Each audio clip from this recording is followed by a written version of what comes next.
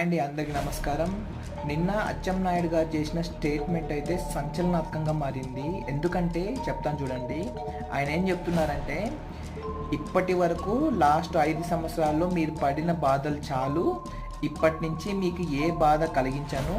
ఎందుకంటే మీరు ఎక్కడికి వెళ్ళినా, ఎస్ఐ దగ్గరికి వెళ్ళినా, ఎంఆర్ఓ దగ్గరికి వెళ్ళినా, ఏ గవర్నమెంట్ ఆఫీస్ దగ్గరికి వెళ్ళినా ఒక పసుపు బిళ్ళ పట్టుకొని వెళ్ళండి.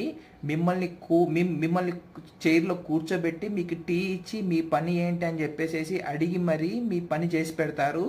ఒకవేళ ఒకరు ఇద్దరు ఆఫీసర్స్ ఎవరైనా మీ మాట వినకపోతే వాళ్ళకి ఏ గతి పట్టించాలో ఆ గతి పట్టిస్తా అని చెప్పేసి నిన్న అచ్చెన్నాయుడు గారు చేసిన స్టేట్మెంట్ అయితే ఏదుందో ఇది ప్రజాస్వామ్యానికి చాలా వ్యతిరేకంగా స్టేట్మెంట్ ఇచ్చారు. ఎందుకంటే ప్రజాస్వామ్యంలో నీ పార్టీని గౌరవించే వాళ్ళు ఉంటారు, నీ పార్టీని గౌరవించని వాళ్ళు ఉంటారు. అంతేగాని ఏది పడితే అది మాట్లాడితే ప్రజలు నిన్ను ఎక్కడికి తీసుకెళ్ళాలి అక్కడికే తీసుకెళ్తారు. అచ్చెన్నాయుడు గుర్తుపెట్టుకో.